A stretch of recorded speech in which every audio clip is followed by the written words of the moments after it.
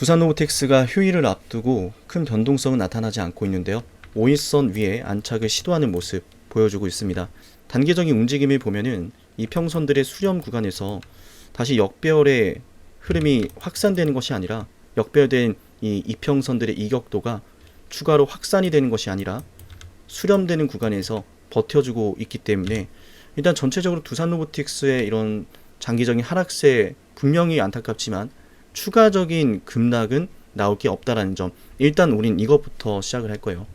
그리고 지금 이 하락세를 보시면서 영상을 보시는 분들이 너무나 긴 하락세를 견뎌내고 있고 이제는 정말 올라갈 수 있을까? 라는 질문을 수없이 던지실 수도 있어요. 그래서 오늘 영상에서는 저는 이렇게 좀 말씀드리고 싶습니다. 저도 이제 두산로보틱스를 굉장히 오랫동안 보유하고 있는데 물타기를 또 준비하고 있고, 이런 상황 속에서 저는 두산로보틱스 올라갈 것에 대해서 한치의 의심도 없습니다. 두렵지도 않습니다. 제가 여유가 있어서 그럴까요? 그렇지 않습니다. 두산로보틱스가 가고자 하는 길은 최고가 124,500원을 반드시 돌파할 수밖에 없는 내용이기 때문에 오늘도 영상에서 그 내용에 대해서 여러분과 함께 이야기를 해볼까 해요.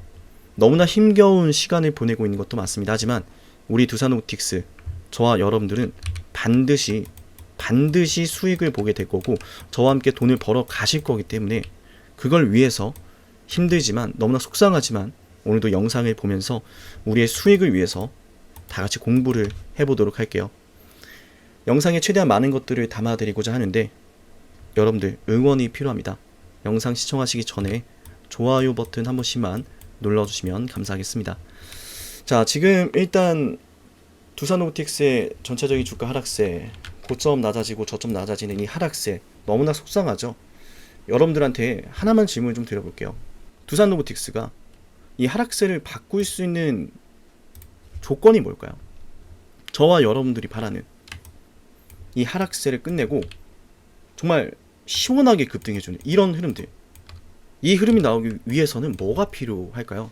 제가 영상에서 굉장히 많은 이야기들을 해드렸기 때문에 기존의 구독자분들은 이미 답변이 술술 나오실 것으로 생각이 들어요. 간단합니다. 이런 강력한 급등 추세 나오는 거 당연히 꾸준하게 거론되는 로봇 산업의 잠재력이 만천하에 드러나는 거예요. 우리는 알고 있잖아요. 로봇 산업이 미래에 얼마나 큰 시장으로 자리하게 될지를요. 왜냐하면은 집중하시기 위해서 여러분들 천천히 이해를 꼭 하시면서 영상을 보시라고 제가 천천히 진행하는 겁니다. 잘 들어보세요. 중요합니다. 미래에 이 로봇이 왜 중요하게 자리를 하게 되냐면 당장의 각 국가별 제조업 정책만 보더라도 어때요? 이제는 우리나라에서 제조를 하자. 우리나라에서 공장을 짓고 판매 지역과 생산 기지를 가까이 근접하게 묶어서 생산 단가도 낮추고 유통 단가도 낮추고 소비자가 공급하는 단가를 낮추자. 물가를 잡아야 된다. 국가의 경쟁력은 생산 능력에 있죠. 그래서 지금 미국 같은 국가도 너무나 쇠퇴해버린 이 제조업을 다시 한번 살리기 위해서 우리가 계속해서 뉴스에서 접해볼 수 있는 관세 정책을 공격적으로 진행하고 있습니다. 맞나요?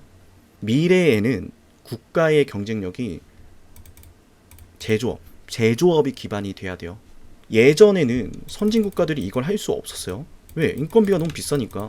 제조업을 할 바에는 미국과 같은 이런 국가만 보더라도 그냥 서비스업을 통해서 충분히 경제 성장을 할 수가 있어. 이 제조업은 뭐 다른 국가들에게, 인건비가 낮은 국가들에게 맡기고 그 물건 받아서 우린 서비스만 제공하자. 이게 지금까지의 통상적인 경제 성장 구도였죠. 근데 더 이상 그렇게 할 수가 없게 된 거예요. 미중 갈등의 심화로 인해서 말이죠. 그리고 그럴 이유도 없어진 거예요. 왜? 인건비가 비쌌기 때문에. 국가의 경제가 계속 성장할수록 인건비가 올라가니까 제조업을 영위하기에는 들어가는 비용에 비해서 얻게 되는 경제적 이득이 줄어드니 할 수가 없었는데 이제는 인공지능의 도입과 로봇의 도입으로 할 수 있다는 거예요. 굳이 먼 해외에다가 공장을 지을 이유가 없다라는 거죠. 그래서 제가 말씀드린 게 이 로봇이 가지고 있는 이 무궁무진한 잠재력 분명히 있고 이게 터지면 된다는 거예요. 이게 터지면은 주가의 추세는 그냥 두산로보틱스가 뭐 했다 이거 없어도 갑니다. 그것만으로도 최고가 뚫어요. 왜? 이 시장 자체가 이제 시작이기 때문에. 잠재되어 있는 성장성에 대해서 제가 강조를 드린 이유가 있어요. 이 부분들에 대해서는 여러분도 너무나 잘 알 거예요. 저보다 잘 아시는 분들도 또 현역에서 일하시는 분들도 굉장히 많으신데, 이 성장 가치에 대해서 제가 말씀드린 핵심은 결국 이거거든요. 이제는 로봇 산업이 단순한 미래에 도움되는 이렇게 하면 좋겠다라는 정도가 아니라 국가의 전략적인 산업으로 자리해 가고 있다는 거. 미중 갈등만 보더라도 그렇죠. 중국에게 세계 공장을 맡겨놨더니 글로벌 공급망 위기가 오면서 미국에게 치명적인 경제적 타격을 주고 미국이 흔들리니까 글로벌 경제적 타격이 발생을 하고, 국가의 생산 능력이 얼마나 중요한지 다시 한번 알 수 있는 부분이 됐는데, 그래서 더더욱 국가별 기업별 공장의 자동화 설비 투자 계속해서 확대되고 빨라질 것이다. 심지어 뭐 중국도 마찬가지지만, 중국에서 이 로봇을 얼마나 많이 도입하고 있는지 여러분도 아시겠지만, 동남아시아 같은 지역에서도 인건비가 저렴하다라고 하는 지역에서도 로봇을 도입하고 있다는 거. 이제는 표준 모델이 된 거예요. 사람이 뭔가를 만드는 시대가 아니라 로봇이 만드는 시대가 이미 시작되고 있다. 그 시작점에 있기 때문에 성장할 수 있는 여력이 굉장히 많이 남아있고, 이걸 방아쇠를 당겨줄 트리거만 있으면 되는데, 그 트리거는 당연히 이제 미국과 중국 간의 정책으로 엮여 있죠. 이 둘이 앞으로 어떤 방향으로 나아갈 것인가, 갈등을 지속할 것인가, 아니면 화합을 할 것인가. 어쨌든 어떤 결정이 나더라도 결국은 이 로봇이라는 산업에 대해서 등한시할 수 없다. 투자를 확대할 수밖에 없다. 중국에 들어가 있는 테슬라의 기가팩토리만 보더라도 이미 95% 이상이 자동화되어 있죠. 사람이 아니라 로봇이 만들죠, 전기차를. 그래서 이 성장성 정말 이야기하면 끝이 없는데, 이 로봇 산업에 대한 성장성을, 그러니까 이것만 보더라도 성장성이 어마어마하니까 주가가 하락세를 그리고 있더라도 앞으로 올라갈 자리가 많이 열려 있으니 우리는 두려워할 이유가 없다는 거예요. 그런데 당장의 주가 상황을 보면, 그래서 우리는 어떻게 물타기를 해야 될까 이런 생각들을 많이 하실 텐데, 제가 영상에서는 모든 걸 다 담아드리지 못해서 너무 아쉬워요. 그러나 우리 영상을 보시고 구독을 해 놓으시면 제가 앞으로 영상이 하나하나 계속해서 추가로 담아드릴 거고, 나는 영상보다 먼저 자료를 받아보고 싶고, 어떻게 물타기를 해야 되고 또 어떻게 매수 매도를 해야 되는지 이런 것들 영상보다 먼저 실시간으로 함께 대응을 받고 싶다 하시면 지금 좌측 하단에 제 연락처 보이실 거예요. 휴대폰으로 보시는 분들이 있으니 번호를 제가 크게 한번 적어드리겠습니다. 7371 7454 여기로 구독했습니다 라고 제게 문자 남기시면서 종목명 두산로봇 이렇게 남기세요. 두산로봇. 제가 매수하고 매도할 때 저 혼자 평단가를 낮추고 저 혼자 팔고 나오고 수익 낸 게 아니라, 지금 이 두산로보틱스로 매일 밤잠을 설치시고 마음에 응어리가 있으신 분들 제가 이끌어 드릴게요. 저와 함께 하시는 분들은 제가 반드시 수익 나도록 이끌어 드릴 겁니다. 혼자보단 둘이 낫고 둘보단 모두가 함께 하는 게 낫겠죠. 맞나요? 제가 그래서 우리 두산로보틱스 방송 여러분과 함께 계속해서 수익을 내기 위해서 진행을 하고 있는데, 일단 이 로봇 산업에 대해서는 제가 매번 영상에서 이제 중요한 것들은 반복적으로 알려드릴 거고, 추가되는 부분이 있으면 또 추가를 해드릴 거예요. 근데 오늘은 하나만 더 추가를 해서 마무리를 할 건데, 이 주가를 바꿔줄 모멘텀은 영상 초반에 말씀드린 것처럼 로봇이라는 건 알겠어. 그죠? 이 로봇 산업이 빠른 속도로 성장하기 시작하면, 그래, 그래도 로봇주인데 세계에서 4번째로 판매를 하고 있는데, 그죠? 세계에서 협동 로봇을 4번째로 많이 파는 회사인데 절대 유령 회사, 뭐 이름만 로봇 회사 아닙니다. 그런 말도 안 되는 구설수에 우리가 흔들려서는 안 돼요. 데이터가 증명을 하기 때문에. 이 기업이 이 로봇 산업이 흥했을 때 정말 이렇게 갈 수 있을까? 도대체 그건 어떤 트리거가 있을까? 어떤 방법이 되고 어떤 시기에 될까? 정말 다양한 질문이 있을 텐데, 그러니까 결론은 이거예요. 이 하락 추세를 바꿔준 건 로봇인데, 제가 하나 더 말씀드린다 그랬죠. 이제 머지 않았다. 영상을 끝까지 봐야 되는 이유가 있어요. 제가 우리 구독자분들 문자 남긴 분들한테만 드리는 자료가 있는데, 그 자료 안에 들어가는 일부의 내용만 말씀드릴게요. 관세 불확실성으로 미국의 제조 업황이 3개월째 위축되어 있어요. 중요합니다. 관세 정책이 지금 불확실하다. 근데 정책이라는 것은, 국가의 정책이라는 것은요, 한번 결정되면은 그대로 밀고 가는 관성의 법칙이 있어요. 특히나 국가의 재정적인 부분이 투입이 되고, 한번 예산안이 편성이 되고, 각 국가별 커넥션이 일어나면서 결정이 되면은 순식간에 뒤집기가 쉽지가 않아요. 정권이 바뀌는 게 아니라면. 트럼프 정부가 이제 들어섰잖아요. 그죠? 트럼프 2기가. 이 트럼프 형님이 상당히 돌발적인 액션도 많고 하지만, 어쨌든 트럼프가 원하는 건 미국의 국익이란 말이죠. 미국의 국익. 그래서 관세 정책 이렇게 하겠다 저렇게 하겠다라고 하면서 주요 국가들과 지금 계속 딜을 하고 있는 상황이고, 근데 그 미국의 경제가, 제조업이 위축되고 있고 다른 국가들도 힘들어하고 있는데, 언제까지 이 액션을, 이 스탠스를 유지하겠냐라는 거예요. 언제까지. 지금 뭐 파월, 뭐 퇴임해, 뭐 사임해야 된다, 이런 이야기까지 나오고 있는데, 이 이야기는 끝난다라는 거예요. 그러면은 노선이 정확해지겠죠. 해외 공장 어디에 지어야 할지 정해진다라는 거예요. 이해되셨나요?